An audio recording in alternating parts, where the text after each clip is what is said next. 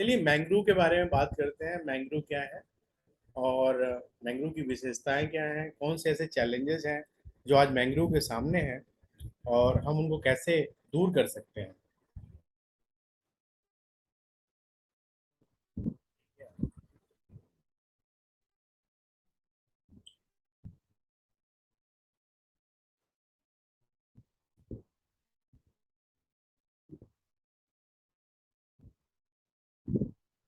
Mangrove छोटे पेड़ या झाड़ी होते हैं जो समुद्र तटों, नदियों के मुहानों पर स्थित ज्वारी दलदली भूमि पर खारे पानी या अर्ध खारे पानी में पाए जाते हैं। इसकी जड़ें अक्सर पानी के नीचे नमकीन तलछट में होती हैं। तो ये दाहिनी तरफ हमने मैंग्रोव को दिखाया है, मैंग्रोव वनस्पति के बारे में। और कैसे इसकी जड़ें दलदली इलाकों में हैं, ये हमने यहाँ पे दिखाया है। मैंग्रोव फूल वाले पेड़ हैं जो राइजोफोरेसी, एकेथेंसी, लिथ्रेसी और कॉम्बेट्रेसी और एकेसी परिवारों से संबंधित है। इनकी जो फैमिलीज हैं, इनके बारे में हमने बताया है। ये किन फैमिलीज से संबंधित है? राइजोफोरेसी, एकेंथेसी, लिथ्रेसी, कॉम्बेट्रेसी और अरेकेसी, ये फैमिलीज जो है मैंग्रोव की फैमिलीज हैं। और इन फैमिलीज के जो पेड़ हैं खासतौर पे मैंग्रोव की कैटेगरीज में आते हैं। ये किन एरियाज में पाए जाते हैं? 25 डिग्री उत्तर और 25 डिग्री दक्षिणी अक्षांशों के मध्य उष्णकटिबंधीय और उपोष्णकटिबंधीय क्षेत्रों में ये पाए जाते हैं। तो इनका जो लोकेशन क्या है, 25 डिग्री उत्तर और 25 डिग्री दक्षिणी अक्षांशों के मध्य उष्णकटिबंधीय ट्रॉपिकल और सब ट्रॉपिकल एरियाज में ये है इनकी लोकेशन। पारिस्थितिकी तंत्र में, इकोलॉजिकल सिस्टम में इनका काफी इंपॉर्टेंस है मैंग्रोव का। ये तटों को स्थिरता प्रदान करते हैं और बहुत से प्राणियों, मछलियों और पक्षियों को निवास और सुरक्षा प्रदान करते हैं।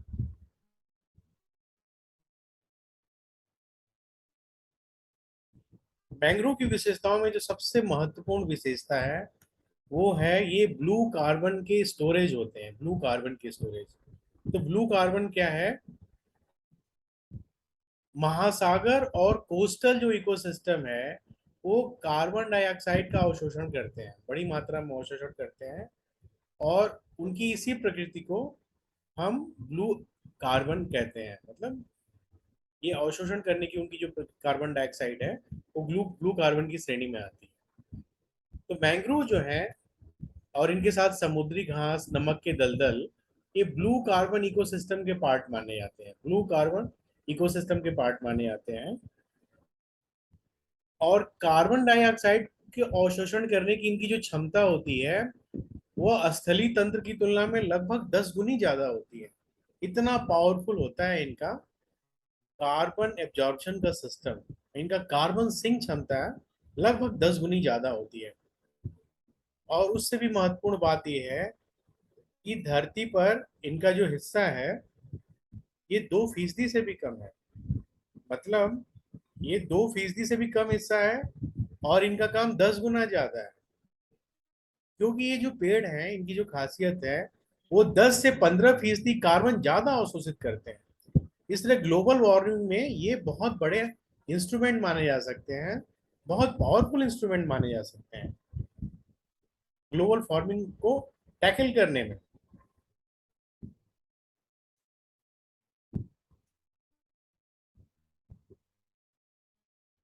यहाँ देखिए हमने चित्र में दिखाया है कि मरीन इकोसिस्टम जो है कार्बन सिंक की तरह काम करता है, कार्बन सिंक की तरह काम करता है।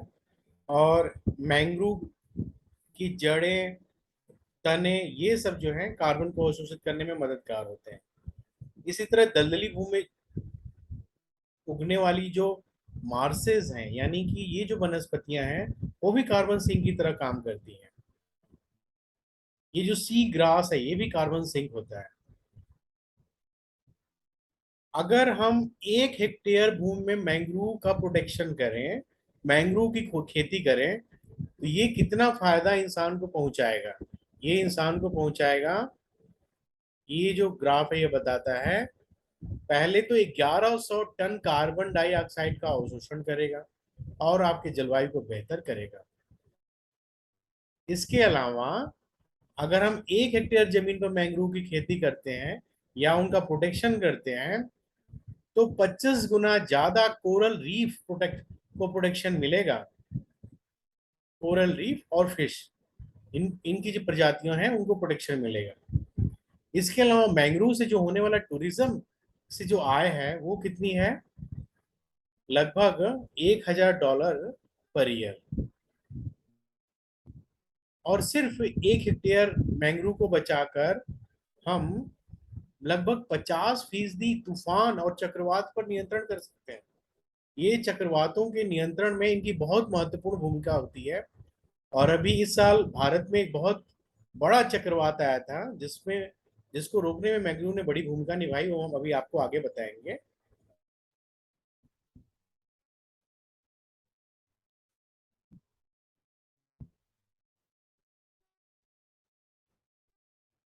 मैंग्रोव की एक सबसे बड़ी खास बात है कि वो बहुत अधिक मात्रा में नमक का अवशोषण कर लेते हैं। मतलब ऐसा पानी जो कि बहुत सैलाइन है, जहाँ पे नमक की मात्रा बहुत ज्यादा है और ऑक्सीजन की मात्रा बहुत कम है, वहां पर ये सरवाइव कर सकते हैं। क्योंकि ये नमक बहुत अधिक मात्रा में सहन कर सकते हैं, इसीलिए इनको हेलोफाइट्स कहा जाता है। इनका जो एक गुण है उसकी वजह से इनको हेलोफाइट्स कहा जाता है। और जितने भी हेलोफाइट्स हैं वो प्रकृति में एक बहुत बड़ी भूमिका निभाते हैं पर्यावरण संरक्षण में। मैंग्रोव भी एक तरह का हेलोफाइट है। आइए लगे हाथ हम हेलोफाइट्स के बारे में थोड़ा बहुत जान लें। हेलोफाइट क्या है? ज्यादातर नमकीन इलाकों में और उन इलाकों में जहाँ पर सामान्य तौर पर फूड्स अवेलेबल नहीं होते हैं, वहां पर ये बहुत बड़ा फूड सोर्स का काम करता है। इसके अलावा यह तटीय इलाकों की रक्षा करते हैं हेलोफाइट्स। इनकी बड़ी भूमिका होती है तटीय इलाकों की रक्षा करने में।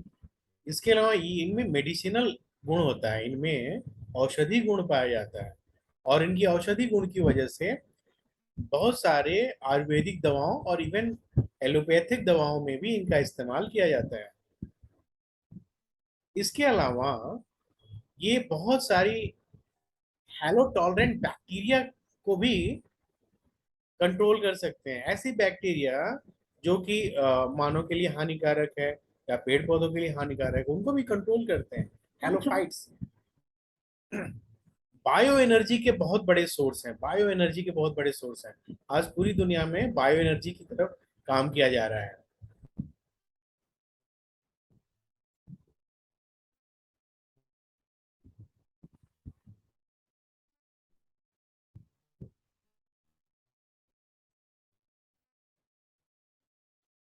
मैंग्रोव की एक बहुत महत्वपूर्ण खास बात यह है कि ये कम ऑक्सीजन वाले वातावरण में सरवाइव कर सकते हैं। और आप मैंग्रोव की जड़ों को देखिए। मैंग्रोव की जो जड़ें होती हैं वो क्या होती हैं, जमीन से ऊपर होती हैं, ब्रीदिंग रूट्स इनको बोलते हैं।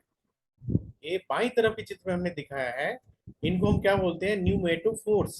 न्यूमेटोफोर्स या ब्रीदिंग रूट्स कहते हैं। और इनमें ये जो छिद्र है न्यूमेटोफोर्स में, ये जो देखिए छोटे छोटे छिद्र हैं, इनकी मदद से ये क्या करते हैं, वातावरण से ऑक्सीजन ग्रहण करते हैं।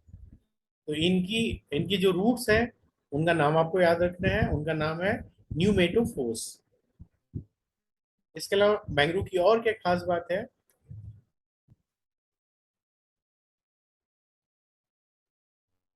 विवियोपोरस। जो मैंग्रोव होते हैं वो विवियोपोरस होते हैं। विवियोपोरस का मतलब क्या होता है कि इनके बीज मूल वृक्ष से जुड़े रहते हुए अंकुरित हो जाते हैं। और एक बात अंकुरित होने के बाद जब अंकुर बढ़ने लगता है, तो परिपक्वता के बाद जब ये गिरता है तो नीचे गिर के ही जमीन में अपनी जड़ें जमाता है। और चूंकि इनके बीज गिरने से पहले ही पेड़ों में अंकुरित हो जाते हैं, इसीलिए इन वनस्पतियों को विवियोपोरस कहते हैं। और प्रजनन के इस तरीके को विविपैरिटी कहते हैं। विविपैरिटी। ये देखिए, हमने चित्र में दिखाया है, विविपोर विविपोरस जो जर्मिनेशन है इस तरह होता है। ये मैंग्रोव वनस्पति है, और यहाँ पर इसका जो बीज है यहाँ पे लटका हुआ है, और यहीं पर अंकुरित हो जाता है, अंकुरित होकर बढ़ने लगता है। और जब इतना बढ़ जाए कि यहाँ से जड़ें निकलनी शुरू हो जाए, तो ये पूरा मेच्योर हो जाता है। और यहाँ से जब मेच्योर होके परिपक्व होके जमीन पे अपने आप गिर जाता है, और फिर ये फिर विकसित होने लगता है। ये बड़ा इंटरेस्टिंग सा गुण है, और बहुत ही महत्वपूर्ण है कि मैंग्रोव को हम विवियोपोरस कहेंगे। और प्रजनन के इस तरीके को, जो पौधों में इस तरह का रिप्रोडक्शन जो होता है, उसको कहते हैं विविपैरिटी, विविपैरिटी कहते हैं।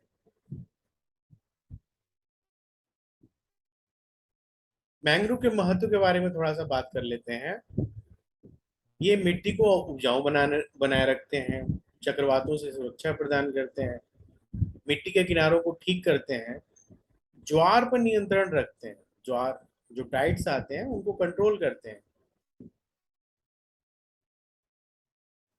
इसके अलावा जो समुद्र तटों के पास जो कोरल रीफ होती है, और समुद्री घास, दोनों के जरिए पानी को साफ रखने के लिए मैंग्रोव वनों की भूमिका बड़ी महत्वपूर्ण होती है। जैव विविधता में मैंग्रोव का बड़ा महत्वपूर्ण रोल है, बायोडाइवर्सिटी बढ़ाते हैं। मैंग्रोव से बायोडाइवर्सिटी बढ़ती है। एक छोटा सा उदाहरण मैं आपको बताता हूँ। यदि आप अपनी बालकनी में कुछ गमले लगाइए, और गमलों में ढेर सारे अगर फूल आने शुरू हो जाते हैं, तो आप कुछ दिनों में ही देखेंगे कि वहां पे तितलियां, बीज आने शुरू हो जाते हैं। कुछ ही दिनों में शुरू हो जाते हैं। तो मैंग्रोव तो इतना पावरफुल वनस्पति, इतना पावरफुल प्लांट है, तो ये बायोडाइवर्सिटी को मदद करते हैं।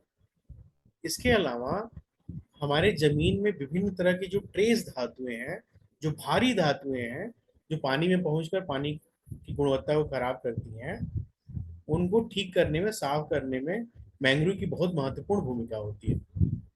लेकिन आज पूरी दुनिया में मैंग्रोव खतरे में है। आज इंसान की दोहन करने की क्षमता है, आदत है, उसने मैंग्रोव के सर्वाइवल को चोट पहुंचाना शुरू किया है। और एक जो महत्वपूर्ण जगह है जो आपको याद रखना है, म्यांमार। म्यांमार में मैंग्रोव दुनिया में सबसे ज्यादा गंभीर स्थिति में है, म्यांमार। वहाँ पे वनों की कटाई भी बढ़ गई है। और ये लगभग वहाँ पे जो जंगलों का जो खतरा है, वो वैश्विक औसत से लगभग 5-6 गुना ज्यादा है। इसलिए ज्यादा है क्योंकि वहाँ पे जंगलों की कटाई लगभग 4 गुनी ज्यादा है।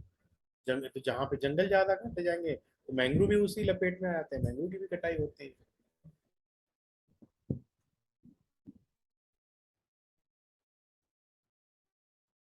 भारत में मैंग्रोव की स्थिति के बारे में थोड़ा सा बात करते हैं। जो पश्चिम बंगाल है, वो भारत के मैंग्रोव मैंग्रोव कवरेज का लगभग 43% कवर करता है। ये भारत में सबसे ज्यादा है, 42.45%, लगभग 43%। तो पश्चिम बंगाल में सबसे ज्यादा है मैंग्रोव का कवरेज। और ये है सुंदरबन में, सबसे ज्यादा सुंदरबन में। फिर दुनिया का दूसरा सबसे बड़ा मैंग्रोव वन कौन सा है? तमिलनाडु का Pichavaram mangrove, Pichavaram.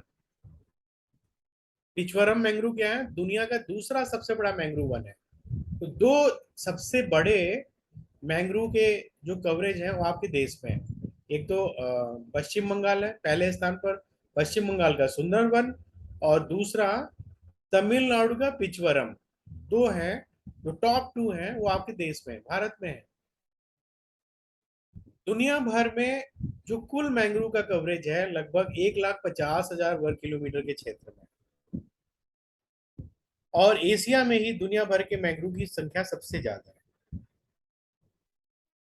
South Asia में कितनी कवरेज है? साउथ एशिया में 6.8% है। और इसमें भी भारत का योगदान लगभग 46% है। अगर एग्जैक्ट बात करें तो 45.8% है, 45.8%। ठीक है, आइए आगे बढ़ते हैं। जो भारत में वन स्थिति रिपोर्ट आई है 2019 में, वो डेटा क्या कहता है?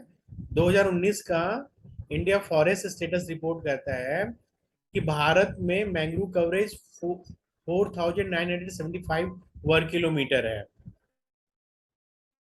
और पश्चिम बंगाल में जो पूरी जो कवरेज है 42.45% है। गुजरात सेकेंड नंबर पे है 23.66%, और अंडमान और निकोबार द्वीप समूह 12.39% है। सुंदरबन जो पश्चिम बंगाल का सुंदरबन मैंग्रोव एरिया है, वो यूनेस्को की विश्व धरोहर स्थल में भी सूचीबद्ध है। और यहाँ पर एक बड़ी महत्वपूर्ण और इंटरेस्टिंग सी चीज है जो आपको मैं बताना चाहता हूँ।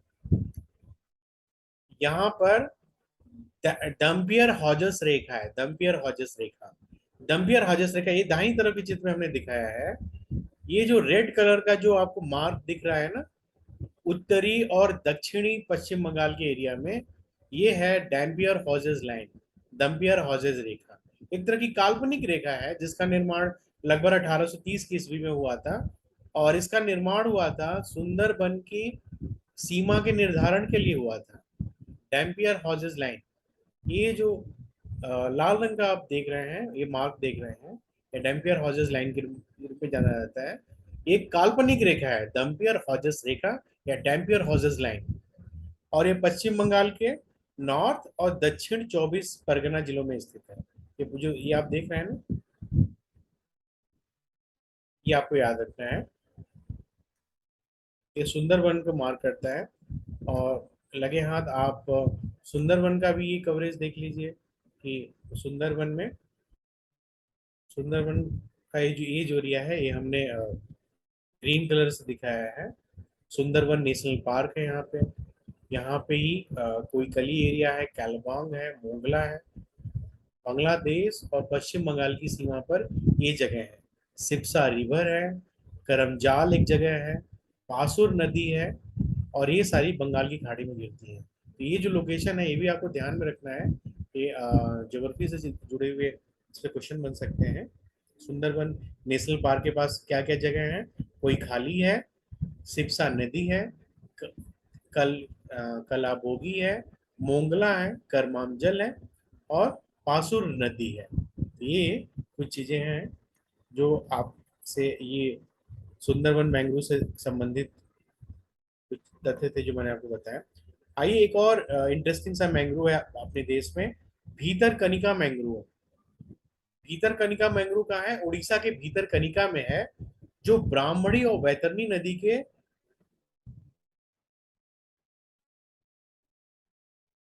दो नदी डेल्टाओं द्वारा बनाया गया है। और भीतरकनिका मैंग्रोव को भारत में रामसर वेटलैंड्स में भी डाला गया है। वेटलैंड्स क्या है, रामसर कन्वेंशन क्या है, ये मैं आपको अगले लेक्चर में बताऊंगा। अभी फिलहाल इसको समझ लीजिए। गुजरात के कच्छ इलाके में मैंग्रोव की कुछ प्रजातियां हैं जिससे रिलेटेड कुछ महत्वपूर्ण बातें हैं जो आपको समझना है। गुजरात का जो कच्छ इलाका है, वहां पे जो मैंग्रोव की तीन प्रजातियां हैं। एक तो लाल मैंग्रोव है जो कि काफी ज्यादा फेमस है पूरी दुनिया में। उस वो कौन सी प्रजाति है? रिजोफोरा म्यूक्रोंटा, म्यूक्रोंटा, रिजोफोरा म्यूक्रोंटा। ये लाल लाल मैंग्रोव कहलाता है। इसके अलावा कच्छ में दो और प्रजातियां हैं मैंग्रोव की। एक तो एविसीनिया मैरीन, और एक एविसीनिया ऑफिसिनेलिस। तो ये मैंग्रोव की तीन महत्वपूर्ण प्रजातियां हैं। और यहाँ पर कच्छ में एक जगह है, कोरी क्रिक। कोरी क्रिक क्या, एक तरह की एस्चुरी है, और यह कच्छ के रण में से होते हुए अरब सागर में गिरती है। अभी हाल के अध्ययन में पाया गया है, और बड़ा ही पॉजिटिव स्टडी ये है कि कोरी क्रिक में मैंग्रोव का जो स्टेटस है और मैंग्रोव की प्रजातियों में बहुत सुधार देखा जा रहा है। उनकी संख्या बढ़ रही है, और पर्यावरण में उनका योगदान भी बढ़ रहा है। कोरी क्रिक, कोरी क्रिक क्या है? कच्छ में एक एक एस्चुरी है, एक ज्वारी सकरी खाड़ी है, और ये कच्छ के रण में अरब सागर में बहती है। तो यहाँ पे भी यही तीन प्रजातियां पाई जाती हैं जो मैंने अभी आपको बताया। कौन सी तीन प्रजातियां हैं?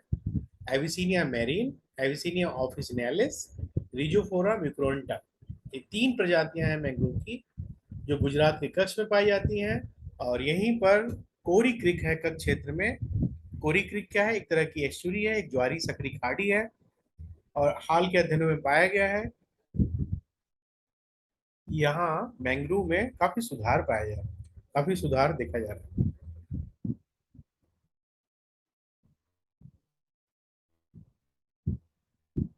इसके अलावा गंगा, महानदी, कृष्णा, गोदावरी और कावेरी नदियों के डेल्टा में भी मैंग्रोव वन पाया जाता है। केरल के बैक वाटर में मैंग्रोव वन का घनत्व सबसे अधिक है, ये याद रखना है। सबसे ज्यादा विस्तार कहाँ है? सुंदरबन में। और घनत्व के मामले में सबसे ज्यादा कहाँ है? केरल के बैक वाटर का जो मैंग्रोव है वहां का जो डेंसिटी है, वहां का घनत्व है, वो सबसे ज्यादा है। ठीक है।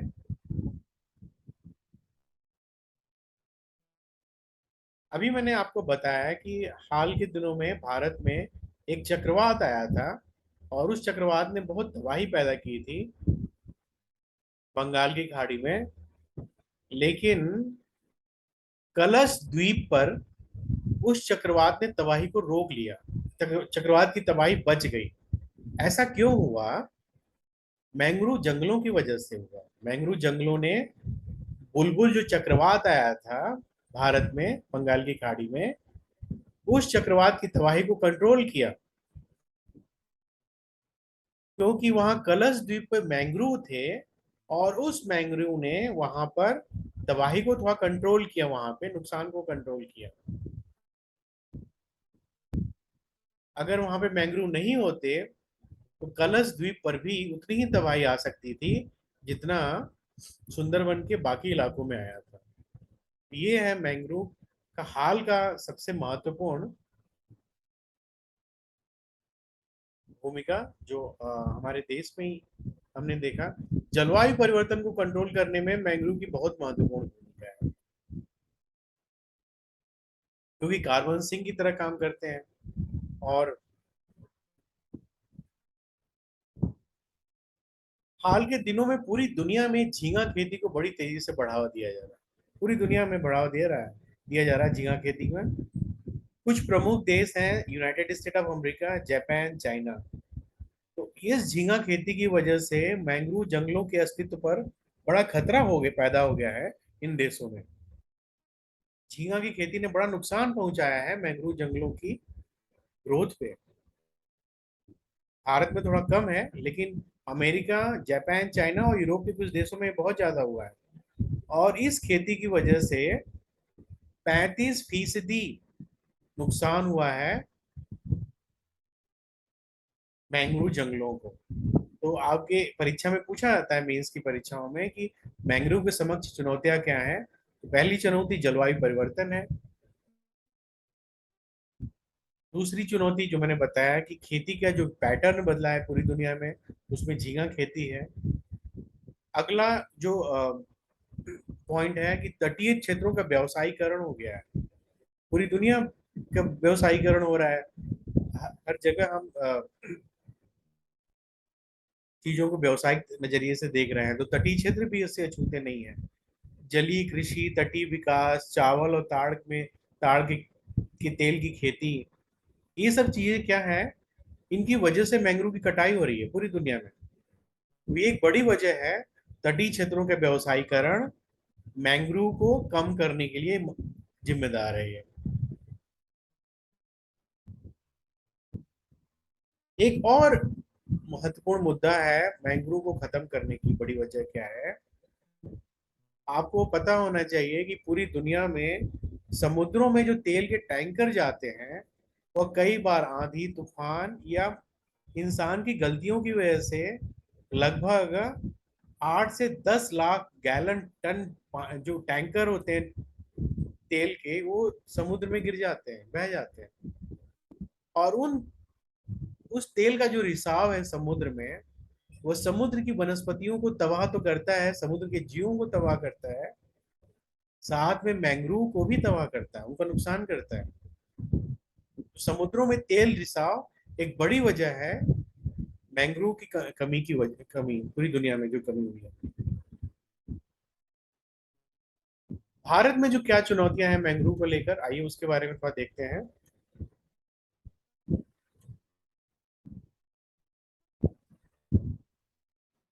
नेशनल ग्रीन ट्रिब्यूनल ने अपनी एक स्टडी में पाया हुआ है कि पश्चिम बंगाल में बंगलर आवास नामक योजना में घरों के वितरण के लिए मैंग्रोव वनों की कटाई की गई। और इसरो के सैटेलाइट से मिले हुए आंकड़ों के अनुसार फरवरी 2003 से 2019 के बीच लगभग 10,000 हेक्टेयर भूमि का अपरदन हुआ है। और जब भूमि का अपरदन होगा तो मैंग्रोव उसमें शामिल होंगे। तो इसने लगभग 4% मैंग्रोव का नुकसान किया है। इसके अलावा एक्वा कल्चर के लिए मैंग्रोव को काटा जा रहा है। और समुद्र के किनारे मानवी जो बस्तियां बनाई जा रही हैं उसने भी मैंग्रोव जंगलों को नुकसान पहुंचाया है। मैंग्रोव का संरक्षण करने के लिए क्या क्या प्रयास किए गए हैं, आइए उसके बारे में बात करते हैं। एक है blue carbon initiative. Blue carbon initiative ये किसने शुरू किया है? कंजर्वेशन इंटरनेशनल, IUCN और intergovernmental oceanographic commission UNESCO, इन 3 संस्थाओं ने मिलकर ब्लू कार्बन इनिशिएटिव की शुरुआत की है। और ये ब्लू कार्बन इनिशिएटिव का उद्देश्य है, लक्ष्य है तटीय और समुद्री पारिस्थितिकी तंत्र का संरक्षण करना और उनका पुनरुत्थान करना। ब्लू कार्बन इनिशिएटिव बहुत ही महत्वपूर्ण इनिशिएटिव है, आपको याद रखना है। किसने शुरू किया है? कंजर्वेशन इंटरनेशनल, IUCN और इंटरनेशनल ओशनोग्राफिक कमीशन यूनेस्को, इन 3 संस्थानों ने शुरू किया है। इनके नाम नोट करिए अपनी कॉपी में। Blue carbon initiative. एक और बड़ा महत्वपूर्ण तथ्य है आपके लिए कि मैंग्रोव पारिस्थितिकी तंत्र के संरक्षण के लिए अंतर्राष्ट्रीय दिवस कब मनाया जाता है? 26 जुलाई को मनाया जाता है। 26 जुलाई का जो दिन होता है वह पूरी दुनिया में यूनेस्को की तरफ से मैंग्रोव पारिस्थितिकी तंत्र के संरक्षण के लिए अंतर्राष्ट्रीय दिवस मनाया जाता है। 26 जुलाई। एक और परियोजना है जिसका उद्देश्य है मैंग्रोव का संरक्षण करना, और इस परियोजना का नाम है भविष्य के लिए mangrove, mangrove for the future, mangrove for the future, MFF। MFF परियोजना क्या है? अगर शॉर्ट फॉर्म में पूछा जाए, प्रीलिम्स में वन लाइनर या मेंस में 2 नंबर का, तो आपको याद होना चाहिए कि MFF परियोजना क्या है। MFF पूरा नाम है मैंग्रोव फॉर द फ्यूचर का, भविष्य के लिए मैंग्रोव। ये किसने शुरू किया है? IUCN और UNDP ने तटीय पारिस्थितिकी तंत्र के संरक्षण हेतु निवेश को बढ़ावा करने के लिए भविष्य के लिए मैंग्रोव नामक परियोजना की शुरुआत की है। और इसके सदस्य देश कौन कौन है?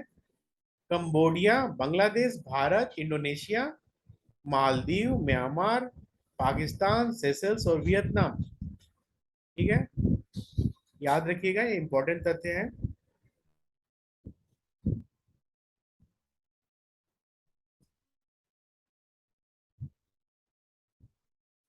एक गैर सरकारी संगठन है जिसका काफी महत्वपूर्ण योगदान है मैंग्रोव के संरक्षण में, उसका नाम है international society for mangrove ecosystem, ISME। ISME